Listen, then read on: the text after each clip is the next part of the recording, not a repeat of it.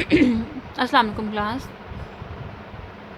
आज हमने जो टॉपिक शुरू करना है वो शुरू करना है डिबेंचर का। ठीक है, जिस तरह से हमने शेयर की इशूइंग देखी है, शेयर जब हम इशू करते हैं तो जैसे कि आपको पता है कि शेयर्स क्या होते हैं। शेयर्स होते हैं जो हम कैपिटल लगाते हैं कारोबार में, उसको स्मॉल पार्ट्स पे डिवाइड किया होता है। ठीक है, यानी कि हम कह सकते हैं parts of capital is called share. इसी तरह से जो डिबेंचर्स होंगे वो होंगे पार्ट ऑफ डेट। ठीक है, यानी कि जो कर्जा लेती है कंपनी लोगों से, उसके अगेंस्ट जो रकम मिलती है वो डिबेंचर्स इशू करने के अगेंस्ट मिलती है। शेयर्स का मैं आपको एक और मैं डिफरेंस बता दूँ। शेयर के अगेंस्ट हमें मिलता है प्रॉफिट, ठीक हो गया, और डिबेंचर के अगेंस्ट हमें मिलता है इंटरेस्ट। इसमें क्या होता है डिबेंचर में? डिबेंचर में बेसिकली होता है कि कंपनी क्या करती है, लोगों को अपनी यानी कि कुछ डॉक्यूमेंट्स होते हैं, एक एविडेंस होता है किसी से कर्जा लिया होता है। ठीक है, कर्जा लेने के अगेंस्ट जो सिक्योरिटी होती है, जैसे कि हम किससे कर्जा लेते हैं, बैंक से अगर कर्जा लेते हैं तो बैंक वालों को अपनी बिल्डिंग जो है वो उसकी रजिस्ट्री वगैरह देनी पड़ती है, या जो गोल्ड होता है, जो सोना होता है, वो सिक्योरिटी के तौर पे देना पड़ता है।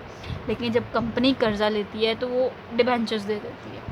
डिबेंचर्स में भी कंपनी रजिस्टर्ड होती है और उसके सारे डॉक्यूमेंट्स वगैरह कंपनी के उनको मिल जाती हैं, यानी कि वो अपनी कंपनी को ही एज अ सिक्योरिटी रखवा के तो कर्जा ले लेती है।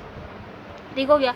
अब डिबेंचर्स के अगेंस्ट जो भी पैसा होता है वो वापस करना होता है। मिसाल के तौर पे हमने 10 साल के लिए अगर लोन लिया है, ठीक है, और हमने उस लोन को वापस करना है 10 सालों के बाद, ठीक हो गया, तो यही डिबेंचर जो लोगों से लिए होंगे वो डिबेंचर उनको वापस दिए जाएंगे। ठीक हो गया, वो वापस दे के उनसे पैसा अपना वापस वसूल कर लिया जाएगा। अब जब तक उनके पास हमारा कर्जा होगा, डेट होगा, उनके अगेंस्ट हमें जो है वो इंटरेस्ट मिलता रहेगा। ठीक हो गया, इसके अगेंस्ट हमें प्रॉफिट मिलता है, ठीक है, और इसके अगेंस्ट हमें इंटरेस्ट यानी कि सूद मिलता है। ठीक है, शेयर्स और डिबेंचर में थोड़ा सा फ़र्क ये है कि शेयर्स का मतलब होता है कि अगर कंपनी को मुनाफा हुआ उसके अगेंस्ट आपको प्रॉफिट जो है वो मिल जाएगा। ठीक हो गया, लेकिन अगर कंपनी को मुनाफा नहीं हुआ, अगर कंपनी को लॉस हुआ तो वो लॉस भी आपको बियर करना पड़ेगा। ठीक है, जितने भी शेयर होल्डर्स होंगे उनको लॉस भी बियर करना पड़ेगा।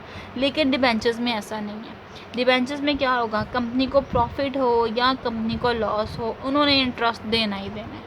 मिसाल के तौर पर 2020 है, ठीक है ना, अगर इस साल कंपनी को जो प्रॉफिट है वो नहीं हुआ, क्योंकि कंपनी ने जो इंटरेस्ट देना है, इंटरेस्ट जो देना है वो अपने जो प्रॉफिट कमाया होगा पहले उनमें से उनको देना है।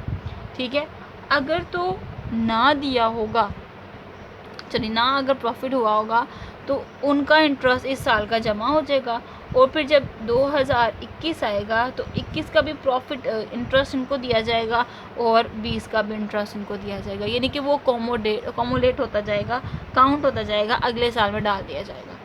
ये जो है कर्ज़ा लेने वालों को लाजमी देना पड़ेगा, और जो कंपनी में सरमाया लगाते हैं, जो शेयर्स लगाते हैं, उनको ये होता है कि अगर प्रॉफिट हुआ तो वो प्रॉफिट में शामिल होंगे, अगर लॉस हुआ तो लॉस में शामिल होंगे। ठीक हो गया। और दूसरी बात ये कि यहाँ पे एक काम इंटरेस्ट में फ़िक्स हो जाता है डिबेंचर्स में। ठीक है, तो ये इन दोनों का थोड़ा सा डिफरेंस है। जिस तरह से हम शेयर्स को इशू करते हैं उसी तरह से हमें डिबेंचर्स को भी इशू करना है। हमने पैसे ले लिए, उसके अगेंस्ट डिबेंचर इशू कर दिया, फिर मुकर्रर मुद्दत आ गई, फिर डिबेंचर जो है वो वापस कर दिया, ठीक है, और उसको इशू कर दिया, यानी कि उसके अगेंस्ट जो है वो अपनी रकम वापस ले ली। डिबेंचर को वापस करने से मुराद होगा डिबेंचर रिडीम करना। ठीक है, रिडीम मतलब वापस। ठीक हो गया। अब दो तरह के डिबेंचर होंगे, एक रिडीमेबल डिबेंचर होंगे और एक इररिडीमेबल डिबेंचर होंगे।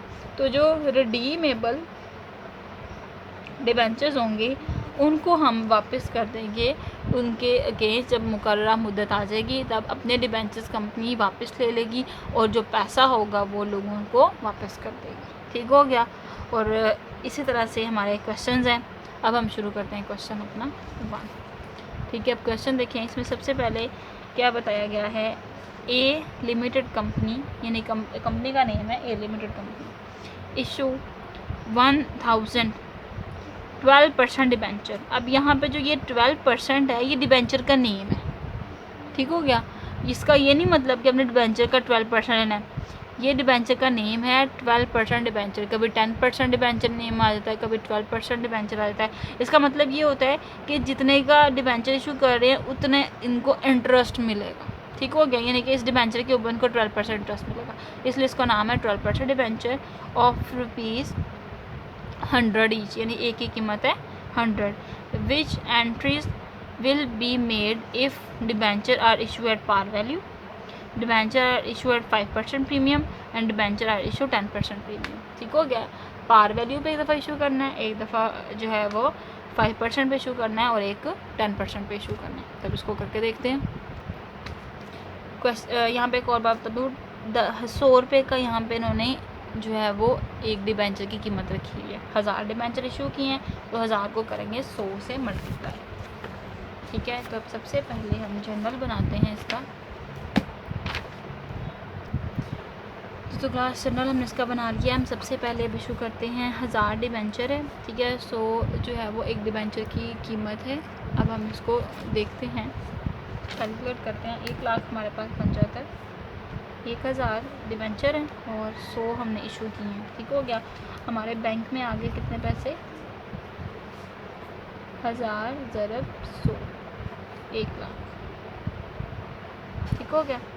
अब हमने नेक्स्ट क्या करना है, इधर लिखना है, वहाँ पे हम लिखते थे शेयर कैपिटल, अब यहाँ पे लिखा जाएगा 12% डिबेंचर।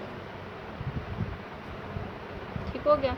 12% डिबेंचर जितना था वो हमने उतने से क्रेडिट कर दिया। ठीक हो गया। उसके बाद इसे लिख देंगे 12% डिबेंचर इशूड एट पार। ठीक है, पार वैल्यू के साथ जो है वो इशूड हो गया। उसके बाद बी पोर्शन है हमारा, बी में उन्होंने क्या बताया है, 5% प्रीमियम के हिसाब से बेचना है। तो 5% प्रीमियम कितना आता है, 100 का हमने 5% लिया तो आगे 5 रुपये, इस 5 को 100 में जमा कर लेंगे तो 105 आ जाएगा। यानी कि जहाँ पे हमने डिबेंचर 100 में इशू किया था वहाँ पे अब 105 में इशू करेंगे, मल्टीप्लाई बाय 1000, तो हमारे पास आ गया 1,05,000। तो हमारे पास बैंक में आगे 1000 ज़रब 105 तो 1,05,000 आ गया हमारे पास। उसके बाद हमने 12% डिबेंचर। अब जिस तरह से हम शेयर कैपिटल को क्या करते थे, यहाँ पे शेयर कैपिटल लिखते थे ना, तो शेयर कैपिटल को जितनी पार वैल्यू से हमने लिखना होता था उससे ही करते थे, यानी प्रीमियम और डिस्काउंट इसमें नहीं शामिल होता था। तो इसको हमने किससे करना है, 1000 मल्टीप्लाई बाय 100, यानी डिबेंचर्स भी पार वैल्यू पे ही लिखे जाएंगे। बाकी प्रीमियम या डिस्काउंट पे जितना किया जाएगा, जैसे शेयर कैपिटल में सेपरेटली डिवाइड किया था ऐसे इसमें भी किया जाएगा। 1000 से मल्टीप्लाई किया, 1000 को 100 से मल्टीप्लाई किया तो हमारे पास आ गया 1 लाख। और यहाँ पे हमने प्रीमियम लिखना है 1000 मल्टीप्लाई बाय 5। ठीक हो गया, जितना भी इसमें आया था। तो 1000 को 5 से मल्टीप्लाई करें तो हमारे पास जो है वो 5000 आ जाता है। ठीक हो गया। इधर भी 1,05,000 हो गया पूरा, उधर भी 1,05,000 हो गया। तो यहाँ पे लिख देंगे 12% डिबेंचर इशूड एट प्रीमियम।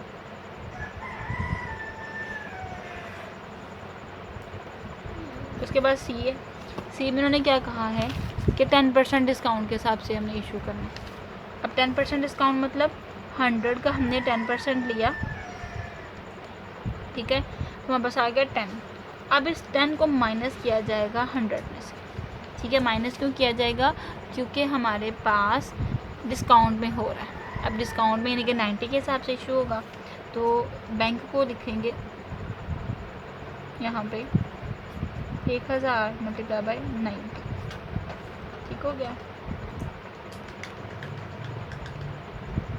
तो आ जाएगा 90,000।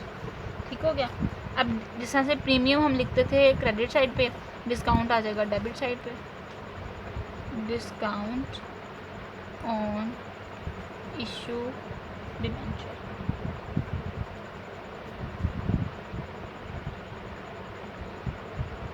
हज़ार मल्टीप्लाई बाई 10, तुम्हारे पास आ गया 1,00,000, सॉरी 10,000।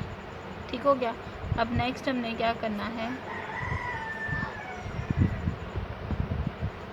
उसके बाद हमारे पास 12% डिबेंचर,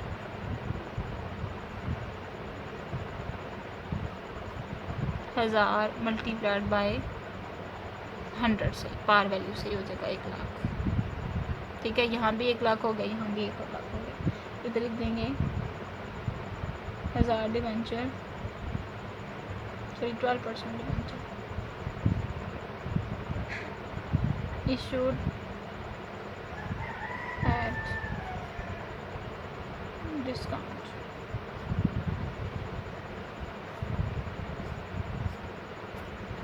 ठीक हो गया। ये तो था हमारा क्वेश्चन नंबर 9। सेम इसी तरह से हमारा क्वेश्चन नंबर 10 है।